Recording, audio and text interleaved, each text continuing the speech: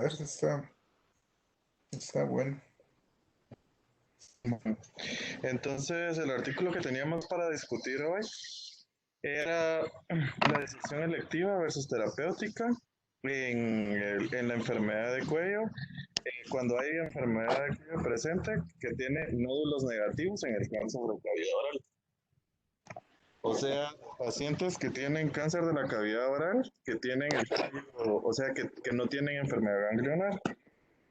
Entonces la pregunta a responder de este artículo era que en pacientes de la cavidad oral en estadio clínico temprano y a la evaluación clínica sin ganglios sospechosos, ¿existe alguna diferencia entre realizar la disección electiva o realizar una disección terapéutica? Esto es porque la disección terapéutica, como vamos a ver, es un procedimiento cruento, ¿verdad? Y bastante extenso. Y pues existía duda cuando se publicó este artículo si hacer solo la resección de cavidad de la lesión tumoral sin abortar el cuello podía ser efectivo, ¿verdad? Entonces, quienes entraban al estudio eran pacientes entre 18 y 75 años, tenían que tener un cáncer escamoso y esto podía ser de cavidad oral, de lengua, de piso de la boca o de mucosa oral. Los tumores de cavidad oral tenían que ser T1 o T2 y como T1 estaban definidos todos los que eran menores de 2 centímetros y como T2 de 2 a 4 centímetros. La otra cosa importante es que el tumor tenía que estar lateral, o sea, no central, ¿verdad? Para poder llevar a cabo la resección. Y nunca, no tenían que haber tenido ningún tratamiento. Y todos los que no estuvieran dispuestos a operarse no pudieron entrar en el estudio. No tenían que, dentro de los criterios de exclusión, era que tuvieran alguna cirugía previa por alguna otra razón, no específicamente por el cáncer. Los que tuvieran lesiones previas en la cavidad oral, como por ejemplo leucoplaquias extensas o algún tipo de fibrosis a nivel de la cavidad oral. Y fueron randomizados dos veces. La primera era para ver si tenían una cirugía de disección de cuello electiva o si solo la cirugía de disección de la lesión. Y posterior a eso, fueron randomizados para el seguimiento, si iban a tener solo examen físico o si el examen físico en el seguimiento iba a seguir de un ultrasonido. Entonces, ¿a qué se refiere con esto de la disección electiva? Entonces, las regiones del cuello están divididas en 5 regiones, ¿verdad? Y en cada uno de estos, pues hay ganglios linfáticos. Entonces, el vaciamiento electivo consistía en hacer la resección de los ganglios a los niveles 1, 2 y 3. De 1, 2 y 3 y la otra cosa importante es que si al disecar estos ganglios había un ganglio sospechoso, se hacía biopsia por congelación y si la biopsia por congelación salía positiva, se hacía el vaciamiento de ganglios también en la región 4 y en la región 5. Y en el grupo terapéutico, en los que tuvieron disección terapéutica, pues solo se realizó la resección de la lesión tumoral a nivel de la cavidad oral y el tratamiento del vaciamiento a nivel del cuello solo se iba a hacer si se documentaba alguna recaída en el seguimiento. Entonces, todos los dos grupos de pacientes podían ir a radioterapia adyuvante y los criterios para la radioterapia adyuvante era que tuviera algún ganglio positivo, por lo menos uno, que la invasión de la lesión tuviera más de 10 milímetros dentro del tejido y que al momento de la resección tuvieran márgenes positivos. Si el paciente no tenía ningún nódulo positivo, pero y la profundidad no excedía los 10 milímetros en el tejido, pero había presencia de invasión de alguno de los nervios o invasión a nivel linfática o vascular, si cumplía por lo menos con dos de esos criterios, o sea, por ejemplo, menos de 10 milímetros, pero con invasión linfovascular o invasión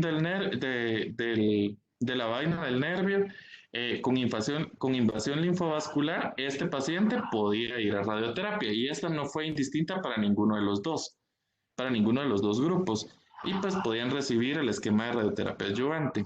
Ahora, para el seguimiento, todos al inicio tuvieron que tener un ultrasonido al momento del screening Y la otra característica importante es que durante todo el seguimiento lo siguió viendo el mismo radiólogo. Y el seguimiento fue cada 4 semanas durante los primeros 6 meses, cada 6 semanas por los siguientes 6 meses próximos, cada 8 semanas por los siguientes 12 meses y después cada 12 meses hasta que completó el seguimiento. Entonces, al final, 596 pacientes fueron aleatorizados, 289 pacientes fueron a cirugía electiva y 289 pacientes a cirugía terapéutica. Y finalmente, al análisis, finalmente de todos los que tuvieron que salir por alguna otra razón, 243 pacientes en el grupo de cirugía electiva y 253 pacientes en el grupo de cirugía terapéutica fueron los que, sobre los que se realizó el análisis. Entonces, algunas características importantes, por ejemplo, es que la mayoría de los pacientes eran hombres. Casi más del 80% de todos los pacientes, el sitio de tumor primario fue de lengua y la mayoría de pacientes estaba en un estadio T2. Y la otra cosa es que casi todos los pacientes tenían un ultrasonido que era normal al momento de ingresar al estudio. Entonces, ¿qué mostró esto? Algo importante es de que están presentando el seguimiento tanto para la sobrevida global como para la sobrevida libre de enfermedad. Se presentó a los 3 años porque en ninguno de los dos grupos se había alcanzado la mediana.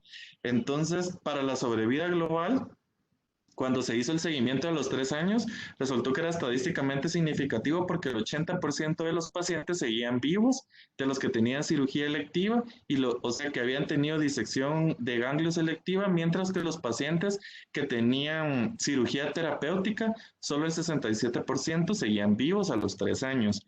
Y para la sobrevida libre de enfermedad, el 69.5% de los pacientes no había recaído a los 3 años, mientras que el 45.9% había recaído, seguían sin recaer, perdón, a los 3 años.